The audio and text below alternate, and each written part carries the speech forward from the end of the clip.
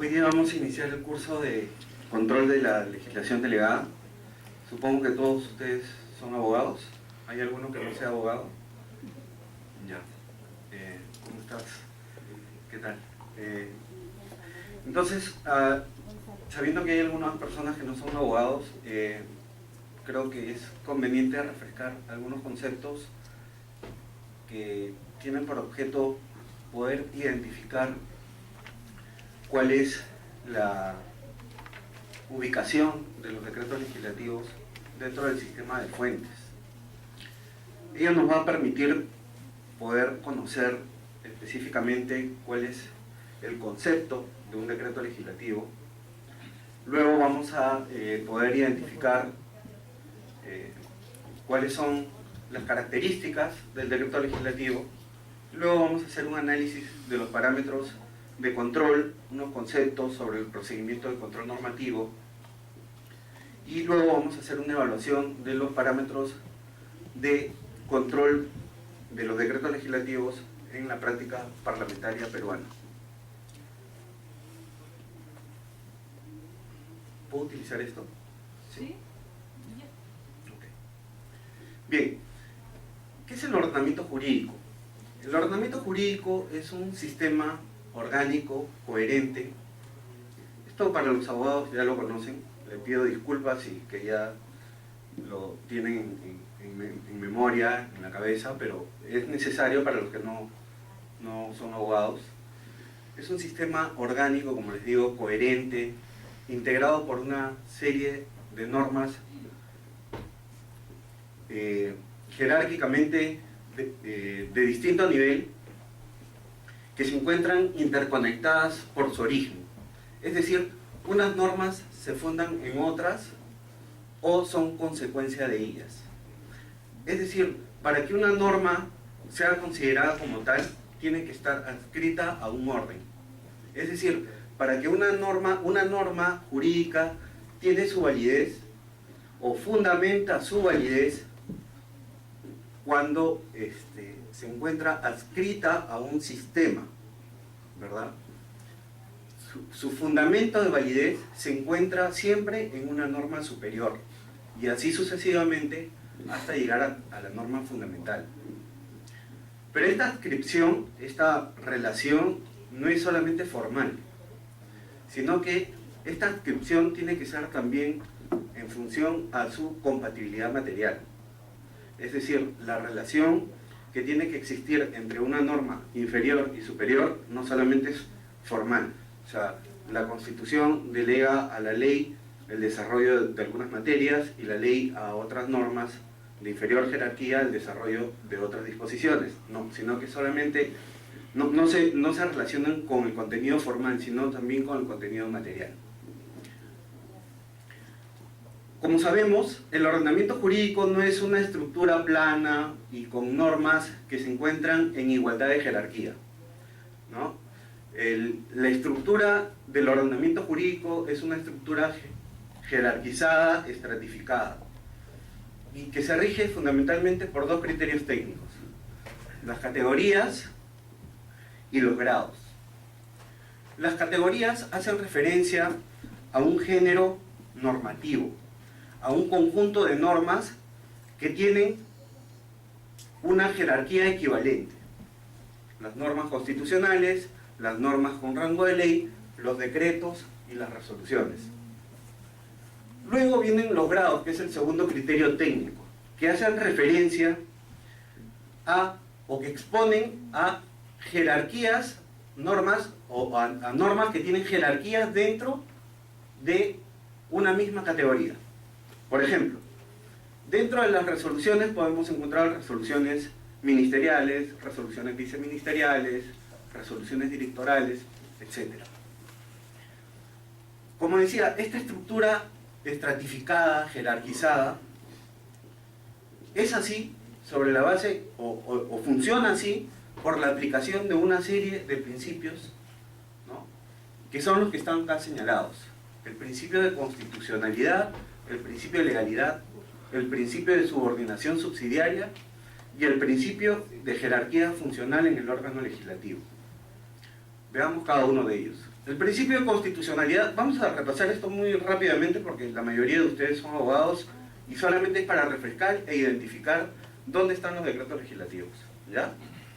El principio de constitucionalidad tiene que ver con la supremacía de la norma constitucional sobre las demás normas que se encuentran en el sistema.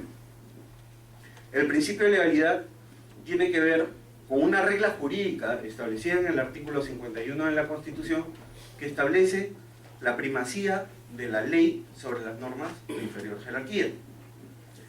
El principio de subordinación subsidiaria establece la prelación de las normas que se encuentran por abajo de la ley, de todas las normas que se encuentran por debajo de la ley.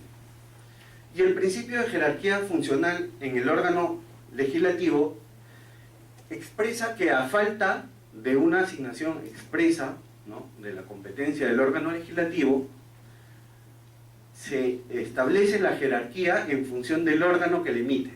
En el ejemplo que les señalaba, ¿no?, tenemos normas que se encuentran todas en la categoría de resoluciones.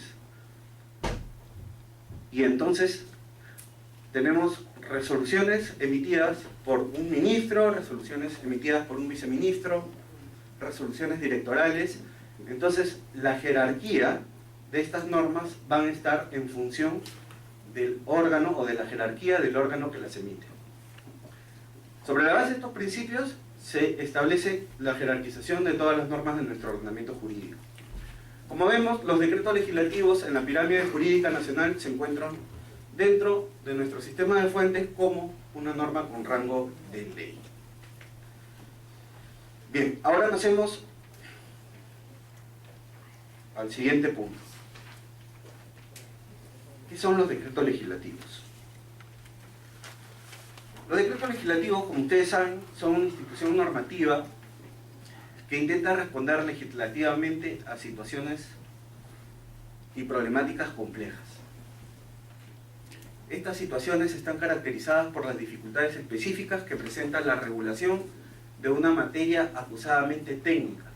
Nosotros sabemos que el Poder Ejecutivo, la administración en general, está generalmente mejor preparada en infraestructura y en asesoría para poder desarrollar estas materias, y por eso el Poder Legislativo le delega al Poder Ejecutivo esta competencia para legislar y le establece algunos límites y directrices para su desarrollo.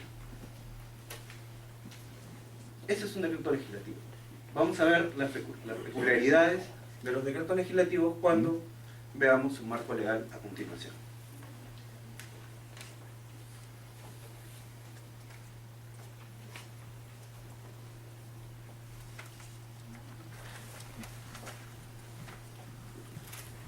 Bien, la Constitución Política del Perú establece en su artículo 104 que el Congreso puede delegar en el Poder Ejecutivo la facultad de legislar mediante decretos legislativos sobre la materia específica y por el plazo determinado establecidos en la ley autoritativa. Dice, no pueden delegarse las materias que son indelegables a la Comisión Permanente. Los decretos legislativos están sometidos en cuanto a su promulgación, publicación, vigencia y efectos a las mismas normas que rigen para la ley. El presidente de la República da cuenta al Congreso o a la Comisión Permanente de cada decreto legislativo. A continuación he colocado en esta diapositiva algunas diferencias con relación a la regulación que estaba en la Constitución de 1979. La Constitución de 1979, les voy a leer el artículo constitucional, señalaba lo siguiente. Dice el artículo 188. El Congreso puede delegar en el Poder Ejecutivo la facultad de legislar mediante decretos legislativos sobre las materias y por el término que especifica la ley autoritativa. Los decretos legislativos están sometidos en cuanto a su promulgación, publicación, vigencia y efectos a las mismas normas que rigen para la ley. No decía nada más. Como ustedes pueden apreciar, son tres las diferencias más importantes en relación con la norma anterior, con la norma constitucional anterior. ya hace referencia a la determinación de una materia específica delegada. Antes decía materia nada más. O sea, ya no se refiere al género, sino a la especie. Ya te pide que la ley autoritativa especifique con mayor detalle, con mayor claridad, cuál es el objeto de la delegación. Establece materias indelegables. Lo dice aquí en este segundo párrafo. El artículo 188 de la Constitución del 79 no señalaba cuáles eran las materias indelegables. Y finalmente establece un procedimiento de dación de cuentas que tampoco estaba contenido en el artículo 188 de la Constitución del 79. Aunque, como luego veremos, la ley 25397, la ley de actos de control de los actos normativos del presidente de la República del año 1991, 92, por acá tengo la fecha exacta, no recuerdo el año, establecido un procedimiento de control que luego vamos a comentar algunos detalles que van a venir a colación cuando analicemos el artículo 104. ¿Qué temas importantes podemos destacar aquí en este artículo 104 de la norma constitucional vigente? Dice que se puede delegar al Poder Ejecutivo, en el Poder Ejecutivo la facultad de legislar mediante decreto legislativo sobre la materia específica. ¿Cuál es la materia específica? ¿A qué se hace referencia? A que se tiene que establecer con claridad, ¿verdad? De manera expresa. ¿Qué pasa si es que existe duda sobre el alcance de esta delegación? El Poder Ejecutivo puede interpretar que tiene la competencia para legislar sobre ello. ¿Qué opinan ustedes?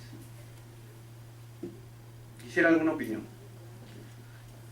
Debemos de partir, sí, antes de que intervengas, debemos de partir de una premisa, ¿no? La premisa inicial es el titular de la facultad, de la competencia legislativa, es el Poder Legislativo. Es el titular de la competencia legislativa conforme al principio de separación de poderes. Es un principio ordenador de toda nuestra regulación.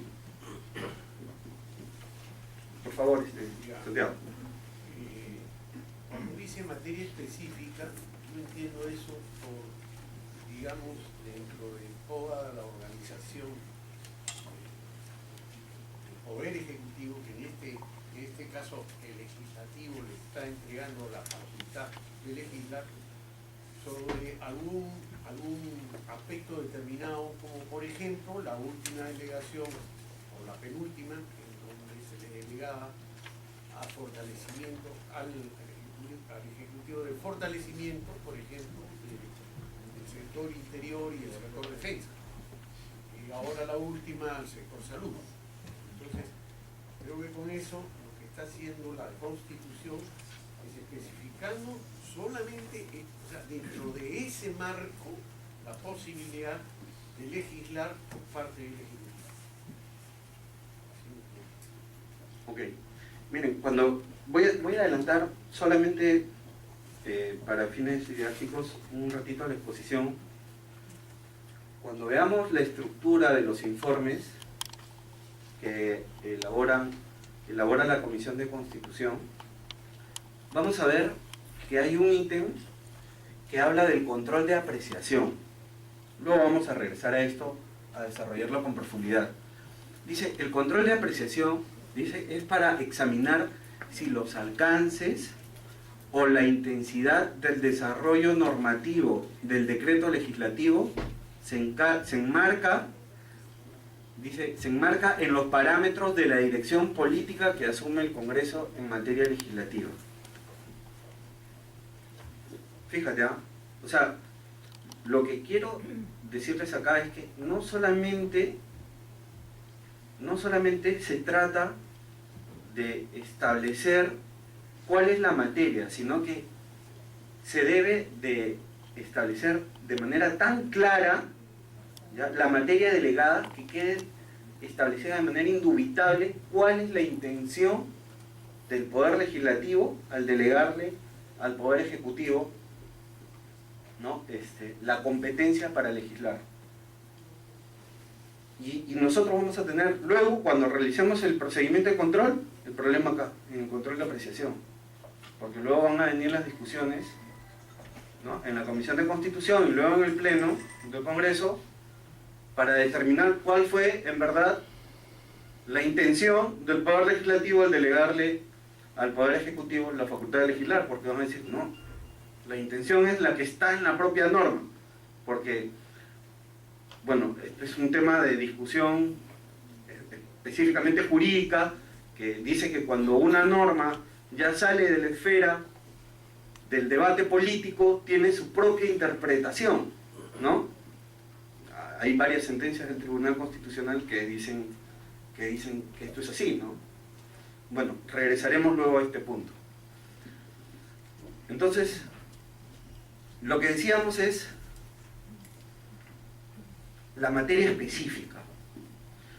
Ustedes han visto la ley 29.157, la ley que le delega al Poder Ejecutivo la competencia para legislar, para desarrollar los alcances del TLC con los Estados Unidos, ¿no? Se emitieron 100 decretos legislativos. 100. Y eran 4 las materias. No, un poco más, 6. 6 materias. Eran tan extensas que entraba de todo. Regularon ley de notariado, regularon temas tan disímiles como asociaciones público-privadas, de todo. Regularon de todo, compras estatales, aduanas, regularon de todo.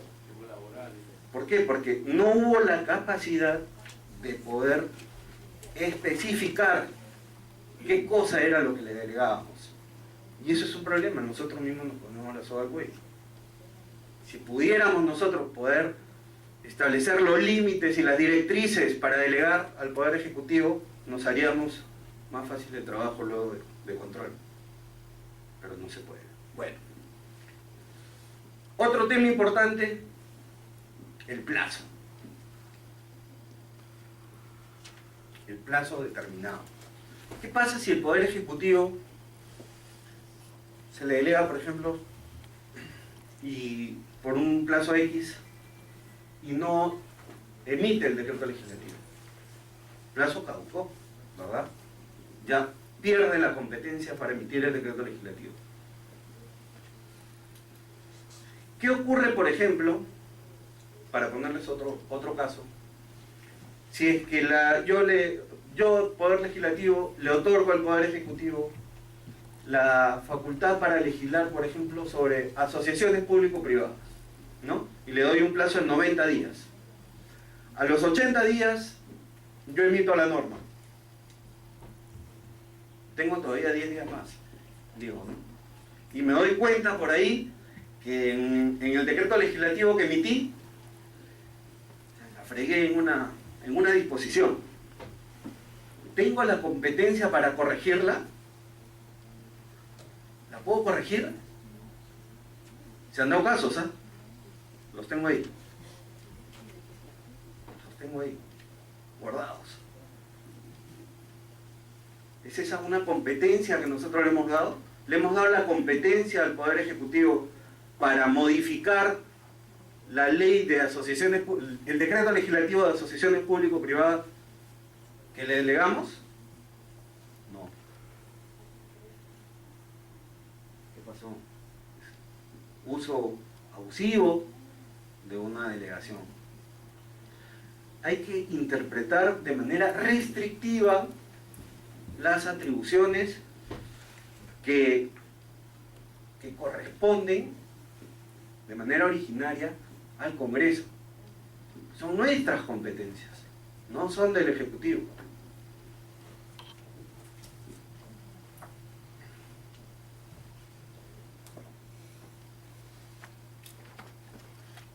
Otro caso que me viene a la memoria es uno relacionado, en relación con el plazo, es uno, luego vamos a ver el procedimiento, ¿eh? Pero estos tienen relación, digamos, con el concepto del decreto legislativo.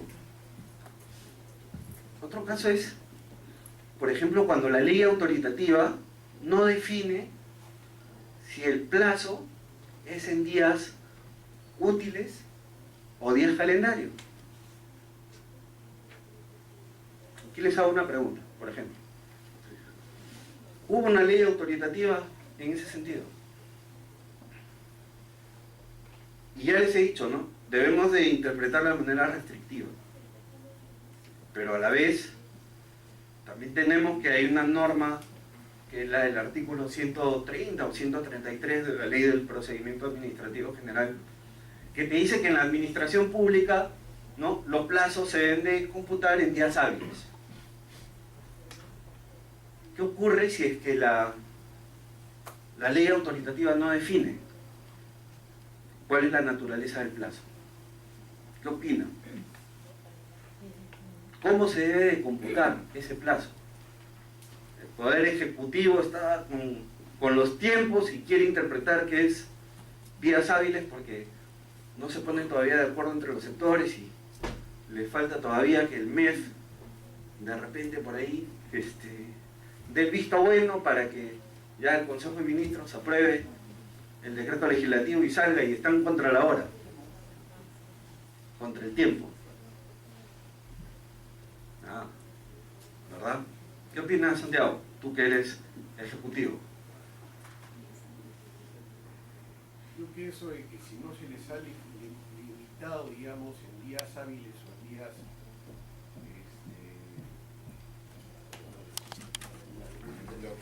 calendario, ellos tratarían de utilizar el tema de días de calendario. Porque como no se les ha especificado. Claro, esa es una interpretación, ¿no? Pero ojo. Pero el sistema restrictivo. Ojo, pero como les digo, o sea, nosotros tenemos que tener en cuenta que hay principios más importantes. Porque, a ver, para entender esto de manera global, tenemos que tener en cuenta lo siguiente. A ver, para llegar a un razonamiento más elaborado que deberíamos de ir al fondo del asunto, ¿no? ¿Cómo se presenta la iniciativa de una ley autoritativa? ¿Quién lo presenta? ¿Un congresista, un grupo parlamentario? El Ejecutivo, ¿verdad?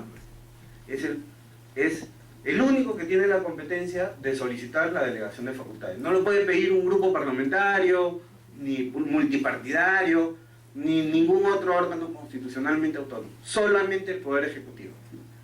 Ok. Si lo pide el Poder Ejecutivo, se supone, ¿no? Se supone que ellos han evaluado cuáles son las necesidades que pretenden satisfacer, cuáles son las necesidades de regulación que ellos quieren establecer. Si no, es la advertencia de una improvisación única. O sea, que están interpretando a última hora que el plazo de 180 días no son calendarios sino útiles. O sea, ¿dónde estamos? ¿Verdad? Entonces, ¿cómo debemos interpretar esta situación? Al margen de la ley del procedimiento administrativo general, ¿tú crees que el Poder Ejecutivo necesita días hábiles para regular? ¿O no puede emitir un decreto legislativo un domingo? No. ¿No se puede reunir el Consejo de Ministros el sábado? ¿O un feriado? No. ¿Por qué? Entonces, en verdad, deberíamos interpretarlo de manera restrictiva. ¿Por qué?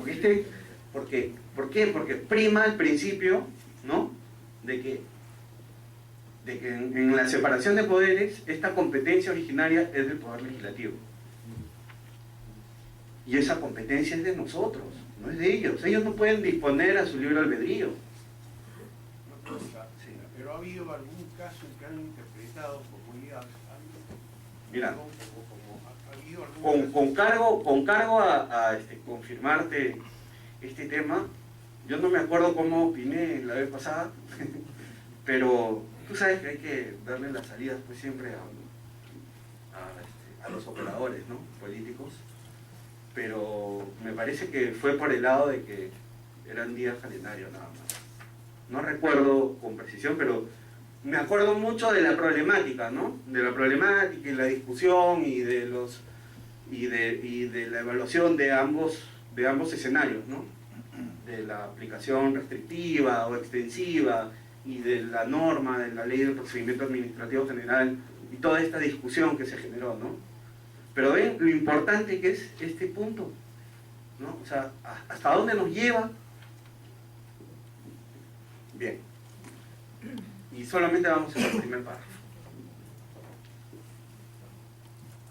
No pueden delegarse las materias que son indelegables a la comisión permanente.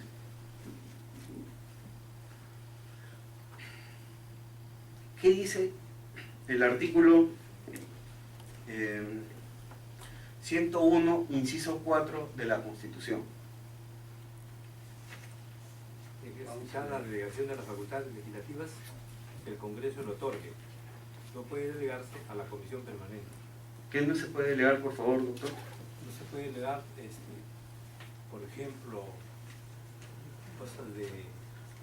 ¿Lo puedes leer, por favor? Si fueras tan amable, ¿me ayudarías?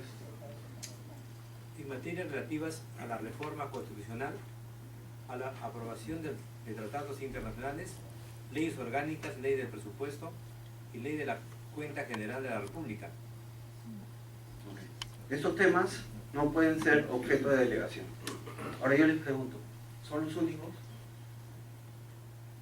¿Son los únicos temas? ¿Qué opinan?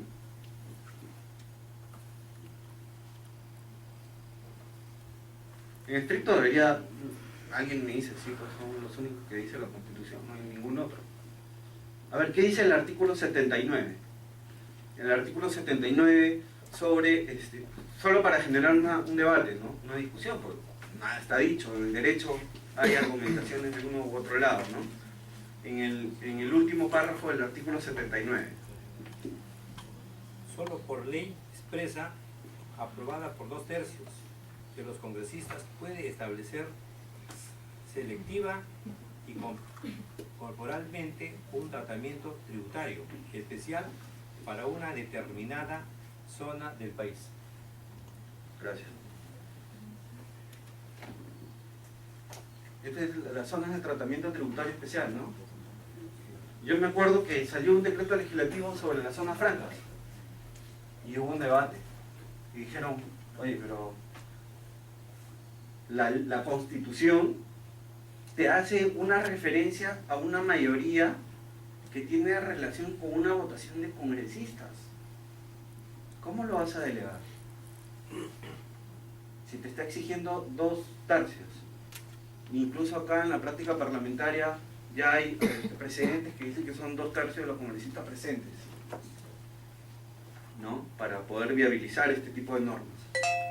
Entonces te establece una mayoría. Como les decía, las normas, las materias que pueden ser delegadas a la comisión permanente, no solamente son estas, ¿no?, las que no se pueden delegar a la comisión permanente, hay otras, ¿no? Por ejemplo, si ustedes miran el artículo 80 de la Constitución, dicen que los créditos suplementarios, ¿no?, y las transferencias de partidas se tramitan como la ley de presupuesto. También. Aunque el artículo 80 dice, fíjense, dice, durante el receso parlamentario se tramitan ante la comisión permanente, pero no te dicen que se tramitan como decreto legislativo, ¿ah? O sea, no se vaya a generar la confusión de que en un decreto legislativo vaya a haber como contenido un crédito suplementario o una transferencia de partida, aunque les digo la verdad, hay hasta decretos supremos que contienen transferencias de partidas y créditos suplementarios. Y no sé por qué. En la comisión hay decretos de urgencia y decretos supremos que contienen estas materias, créditos suplementarios y transferencias de partidas. Y en una infinidad de oportunidades se ha señalado este asunto de que no se puede digamos, en un decreto de urgencia o en un decreto supremo, digamos, disponer de créditos suplementarios ni de transferencia de partidas. Sobre el particular, les comento que la Defensoría del Pueblo en el año 2008 emitió un informe bien interesante, espero que en la próxima clase voy a apuntarlo para traerles la copia de este informe, donde dice que como los decretos de urgencia pueden contener materia económica y financiera y los créditos suplementarios y las transferencias de partidas son las herramientas a través de las cuales el Estado, ¿no?, regula la materia económica y financiera, ¿no?, la administración de la hacienda pública. Sería un contrasentido que no lo pueda hacer a través de los decretos de urgencia. Bueno, podría ser, ¿no?, una salida, pero ya un decreto supremo, por favor, ¿no? Lo que sí es claro que no se puede a través de un decreto legislativo. Ya sería pues una locura que el Congreso le diga: te delego la facultad de emitir créditos suplementarios. No se podría, porque la misma Constitución te dice que se tramitan como la ley de presupuesto, y el 101, numeral 4, te dice que no es delegable a la Comisión Permanente, ¿no?, la ley de presupuesto.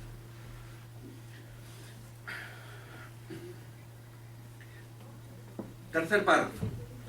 Los decretos legislativos están sometidos en cuanto a su promulgación, publicación, vigencia y efectos a las mismas normas que rigen para la ley. Esta disposición, que como les había leído también estaba en el artículo 188 de la Constitución del 79, es bien particular porque te dice que es igual que una ley, pero la ley de control de los actos parlamentarios del Poder Ejecutivo o del Presidente de la República, ese es el nombre, y la tengo acá, establecía la posibilidad, déjenme leerles el documento, Ley de Control Parlamentario sobre los actos normativos del Presidente de la República. Este es del año 1992, 3 de febrero de 1992. Algunos dicen que era, ¿no?, la excusa del golpe de Estado, ¿no? Dice, fíjense, en el artículo 15 de la ley, miren el alcance, ¿eh?, norma que estaba en la Constitución del 79. Dice: la ley autoritativa que delega facultades legislativas en materia de leyes orgánicas puede contener disposiciones que condicionan la vigencia de los decretos legislativos dictados a su amparo al resultado de un procedimiento de control previo por el Congreso. El control previo por el Congreso, que se refiere al párrafo anterior, no impide ejercer la atribución prevista en el numeral 1 del artículo 186 de la Constitución Política. Control previo. Así estaba en esta ley, pero ya en la práctica parlamentaria se había dado. Yo tengo acá dos casos muy interesantes que los rescatan. No los tengo yo porque, bueno, son más antiguos que mi memoria. Son del año 80 y pico, 89. Por ejemplo, en la ley 24.971, con ocasión de la Ley de Financiamiento del Presupuesto de 1989, en uno de sus artículos se confirió una delegación al Poder Ejecutivo, y en esta se establecía que el decreto legislativo que se emita como consecuencia de esta delegación sería sometido a la revisión y aprobación de una comisión bicameral. Fíjate, ¿no? O sea, antes de que la norma tenga vigencia, primero un control por parte de las cámaras. Otro ejemplo es la ley 25.104, que le delegó al Poder Ejecutivo la facultad de dictar la ley orgánica del Poder Judicial. Por eso es que la ley orgánica del Poder Judicial era decreto legislativo, pues. Y porque ahora ya no se puede, no se puede delegar leyes orgánicas, ¿no? dice que la ley orgánica del Poder Ejecutivo debería ser sometido a un informe previo de una comisión especial revisora que estaba integrada por representantes del Senado, la Cámara de Diputados, del Poder Ejecutivo. Contrasentido, porque los decretos legislativos están sometidos en cuanto a su promulgación, publicación, vigencia y efectos a las mismas normas que rigen para la ley. La ley no tiene condiciones. Sale de frente. Tiene su vigencia. Y los decretos legislativos, de acuerdo a la ley de control, tenían su vigencia a partir del 16º día siguiente de su publicación. Acá, con esta norma, a partir del día siguiente de su publicación, ¿no? Como ustedes conocen, el Parlamento es el órgano central del ejercicio del control del poder en las sociedades modernas. Estas tienen una serie de herramientas para poder supervisar a los demás órganos del Estado, ¿no?, que se exceden y sobrepasan en el uso de sus atribuciones. César Landa hace una clasificación, me parece muy interesante, sobre los controles, sobre el control político que específicamente ejerce el Congreso, ¿no? Porque hay tres controles en la sociedad, ¿no? El control social, el control político y el control jurisdiccional, el control jurídico. Dos de ellos están institucionalizados, que es el control jurídico y el control político. El control social no está institucionalizado, está a cargo de la ciudadanía, los medios de comunicación, ¿no? Los controles institucionalizados que están en la Constitución, que están en las leyes, son el control jurídico, el control político. El control político por excelencia es el control parlamentario, ¿no? Y el control parlamentario, como les decía, Landa los ha clasificado en tres. El control preventivo, que tiene que ver con los presupuestos de formación del gobierno.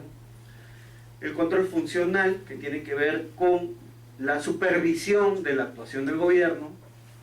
Y el control represivo, que tiene que ver con la investigación y la sanción de las conductas de los funcionarios política y jurídicamente reprochables, ¿no? Dentro del control funcional está el control normativo, porque el acto normativo del presidente de la República es dentro del ejercicio de sus funciones, el control funcional, ¿ok? Entonces, partimos de una premisa. El control normativo tiene por objeto resguardar, ¿qué cosa? Resguardar el principio constitucional de separación de poderes y la distribución de funciones. Como les decía, la complejidad de la materia gubernamental en los tiempos modernos establece que hayan excepciones a la regla de que el Congreso legisla en todos los casos, ¿no? Por eso existe la legislación delegada, la legislación de urgencia. Entonces se establece una excepción a la regla clásica de que el Congreso legisla. Como consecuencia de ello, el Congreso tiene que establecer controles y contrapesos para poder resguardar justamente este principio, ¿no?, de separación de poderes. Ese es el fundamento del control normativo, resguardar el principio de separación de poderes. ¿Cuáles son las categorías normativas que están sujetas a control normativo o al procedimiento de dación de cuenta? Las categorías normativas sujetas a los procedimientos de control son estos cuatro: los decretos legislativos, que estábamos hablando, los decretos de urgencia, los tratados simplificados y los decretos supremos de estado de emergencia. Los decretos legislativos están en el 104 de la Constitución, que ya hablábamos, los decretos de urgencia en el 118, inciso 19 de la Constitución Política del Perú, los tratados simplificados en el 57 y los decretos supremos de estado de emergencia en el 137. Aunque el 137, que regula este tema de los decretos supremos, desde mi punto de vista no es un acto normativo, es un acto de gobierno, porque no regula, simplemente te dice suspende los derechos. Es un acto de gobierno. no está regulando una situación jurídica. Pero bueno, es harto debatible, es objeto de toda una otra clase. Sí, pero no regula una situación jurídica ni relaciones jurídicas. Entonces yo no tengo, o sea, ¿qué cosa voy a regular? O sea, ¿qué voy a revisar? ¿Qué regulación voy a revisar? ¿No? Simplemente tengo que, como consecuencia de ese decreto supremo, revisar que no hayan arbitrariedades, ¿no?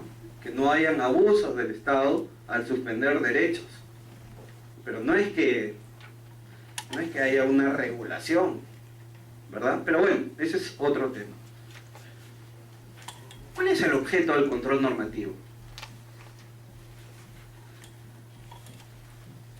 Miren, en el pasado, el control normativo había suscitado mucha polémica, ¿ya? Porque no se sabía cuál era el objetivo del procedimiento de dación de cuentas. Fíjense ustedes que el procedimiento de dación de cuentas, el antecedente más antiguo lo encontramos en la Constitución de 1828. O sea, en la Constitución madre de nuestra República, la de 1828. Después de la del 23, vienen otras tantas, pero la del 28, la más importante, que establece las instituciones de nuestro sistema republicano, esa, ahí establecen el primer procedimiento de dación de cuentas. ¿Cuándo? Cuando las juntas departamentales que realizaban actos, ¿no?, de gobierno tenían que dar cuenta al Poder Ejecutivo de algunas de sus acciones. Las juntas departamentales, pues, no habían ni municipalidades, no habían ayuntamientos, ¿no?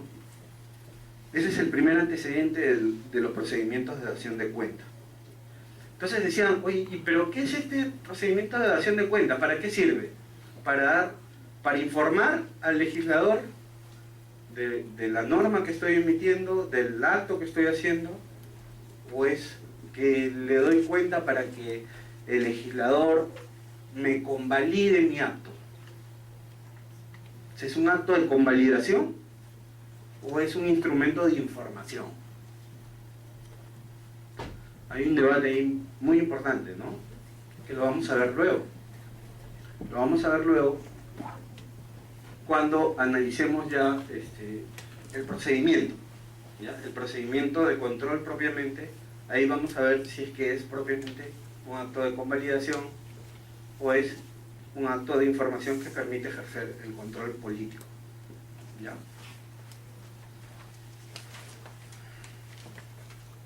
Bien, vamos a obviar, digamos, las referencias históricas a cada una de las categorías normativas que están sujetas al procedimiento de control para ir ya directamente a los parámetros de control de los decretos legislativos.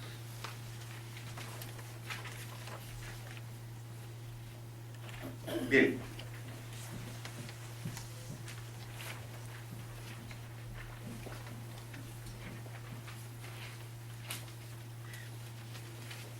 Esta es la base legal del procedimiento de control de la legislación delegada, ¿no? El 101 inciso 4 y el 104. El 104 establece el procedimiento de dación de cuenta, el 101 inciso 4 la materia indelegable y el 90 desarrolla el procedimiento. Y te dice qué cosa es cuál es el objeto del control. El artículo 90 del reglamento señala lo siguiente.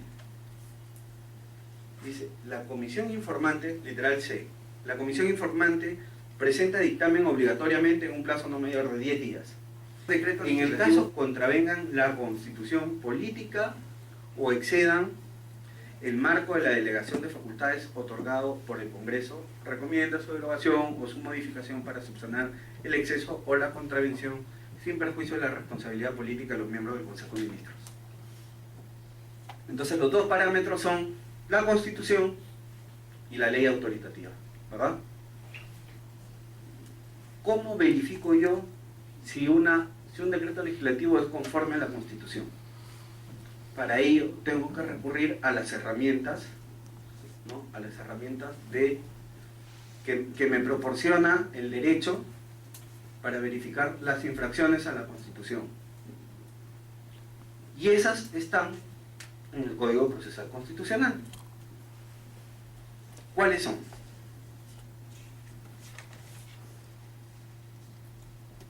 El El artículo 75 del Código Procesal Constitucional te dice cuál es el objeto de la acción popular y de la acción de inconstitucionalidad, ¿no? Tiene por objeto, ¿no?, sancionar a las normas, etcétera, por contravención, por infracción a la Constitución, ¿no?, por el fondo, la forma, infracción total, parcial, directa, indirecta, etcétera. Entonces, estos son los parámetros que nosotros tenemos que revisar para saber si es que una norma es compatible con la Constitución o no, para determinar justamente su parámetro de compatibilidad con la Constitución. No hay otra. Entonces, un decreto legislativo, ¿cómo verificamos si es constitucional por la forma? ¿Qué supuestos tenemos? Por ejemplo, en el procedimiento de aprobación. Un decreto legislativo sin ley autoritativa, inconstitucional. ¿Qué otro supuesto podemos tener en el procedimiento de aprobación? Un decreto legislativo, por ejemplo, el 125 de la Constitución. ¿Qué dice el 125 de la Constitución? Dice: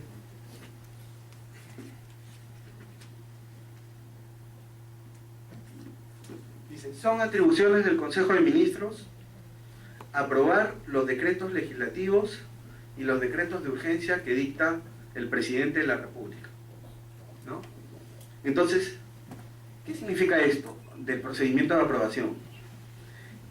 Significa que la inconstitucionalidad por la forma es un quebrantamiento del procedimiento de aprobación previsto en la Constitución para la emisión de un decreto legislativo.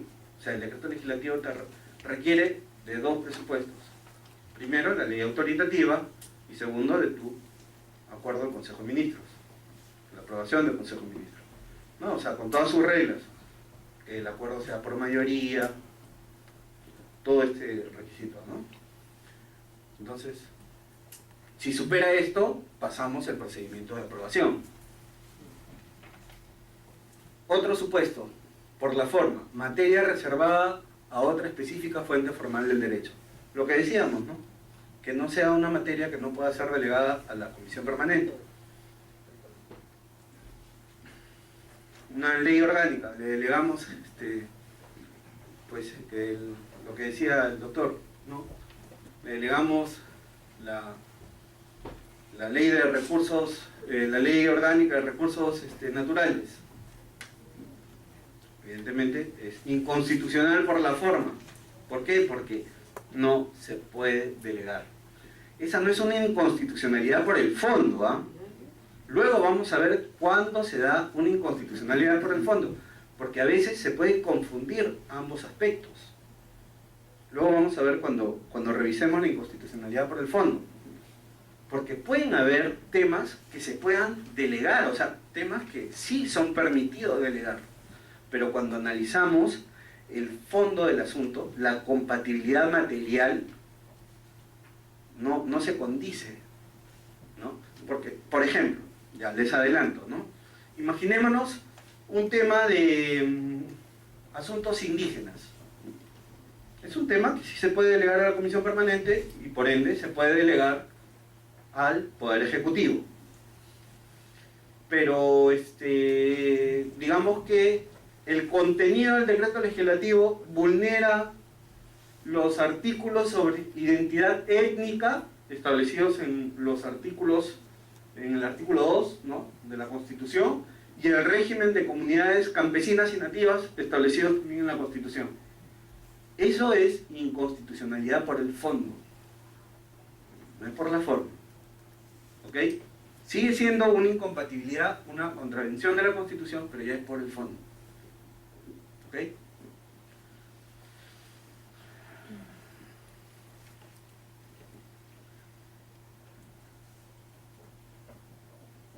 Bien, y finalmente, un órgano no competente. Bueno, no se me ocurrió en verdad, esto es un tema que está en la doctrina. Un órgano no competente, no se me ocurre pues que un órgano no competente le delegue al Poder Ejecutivo la facultad de legislar. Mejor no hay ningún ejemplo porque me parece que no se presenta en este caso un supuesto, ¿no? Sí, inconstitucionalidad para el fondo, bueno, es cuando la materia regulada resulta contraria a algunos derechos, principios o valores constitucionales. Derechos, principios o valores constitucionales. Son tres temas distintos, ¿ah? Por ejemplo, derechos, el derecho a la vida, a la salud. Principios, principio de separación de poderes, ¿no? Valores, valores democráticos. Son tres cosas distintas que están en una Constitución. Si una norma vulnera cualquiera de estos tres conceptos, es inconstitucional, ¿no? Por el fondo. Ahora, estos pueden ser totales o parciales, porque la norma puede tener una serie de disposiciones y de repente solo de 4 artículos, uno es contrario y los otros 2 no. Entonces, por la presunción de constitucionalidad, hay que tratar de resguardar las que sí son constitucionales, ¿no? Y en esos casos, cuando son parciales, la opción del legislador debe ser modificarlas. Y cuando son totales, derogarlas, ¿no? Derogarlas. Y fíjense ustedes que la ley de control de los actos normativos del presidente de la República, la ley esta del año 92, no permitía las modificaciones. Les voy a leer lo que dice el artículo, dice la ley dice en su artículo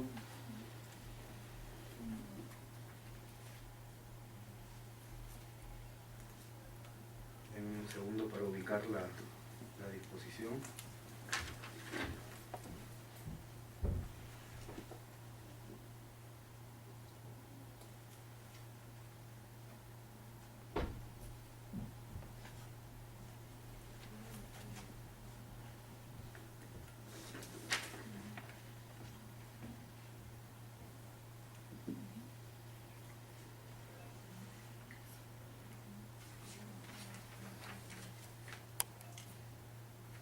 Dice, realizado, artículo 20, realizado el trámite a que se refiere el artículo anterior, o sea, el trámite de dación de cuenta del decreto legislativo, y a más tardar el primer día útil siguiente, el presidente del Congreso o de la Comisión Permanente, según el caso, remite copia a las comisiones de Constitución y Leyes Orgánicas de ambas cámaras o a la que señale la ley autoritativa de los decretos legislativos puestos a su conocimiento para su estudio en el plazo improrrogable de 30 días útiles.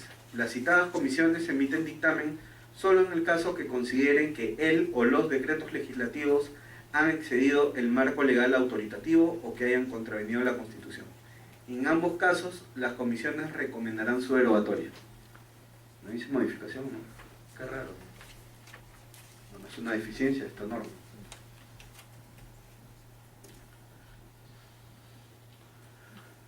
Bien. Inconstitucionalidad directa o indirecta. Es cuando la infracción se refiere a la contravención de una disposición de la propia Constitución, es una infracción directa. Y cuando se refiere a la contravención de una disposición de una norma con rango de ley que la propia Constitución ha establecido que es parámetro de constitucionalidad, o sea, bloque de constitucionalidad, es indirecta. ¿Ok? Bien, ¿qué otros parámetros hay para poder determinar si es que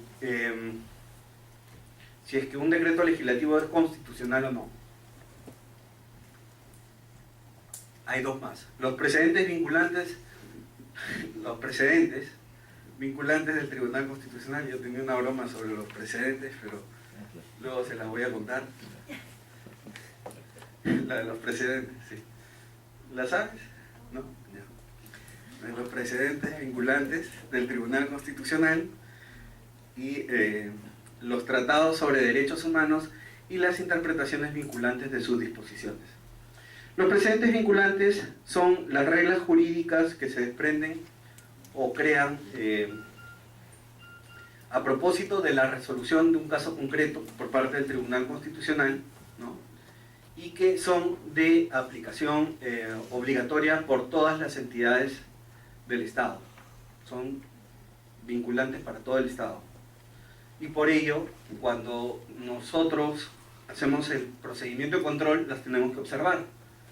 Este precedente vinculante, a diferencia de los precedentes que establece el Poder Judicial, que son de carácter vertical, porque ordenan para todo el aparato de justicia, ¿no? A diferencia de ellos, en el caso de los del Tribunal Constitucional, sí son para todo el Estado, para toda la administración. Por eso nos obligan. Entonces, este también es un... sí. En ese caso, ¿cuál es la diferencia en la jurisprudencia entre el Tribunal Constitucional y el Poder Judicial? ¿Habría alguna diferencia? Sí, claro. La diferencia es la que te digo. O sea, el precedente del Poder Judicial es obligatorio para todos los jueces. Hacia abajo. La del Tribunal Constitucional, cuando es declarado precedente vinculante conforme al artículo 7 del título preliminar del Código Procesal Constitucional, es vinculante para todas las entidades de la administración. Congreso, Jurado Nacional de Elecciones, todos, para todos, de aplicación obligatoria. Es como si fuera una ley, ¿no? Como si fuera una ley. Y el último parámetro es los tratados sobre derechos humanos y las interpretaciones vinculantes. Fíjense, la cuarta disposición final y transitoria de la Constitución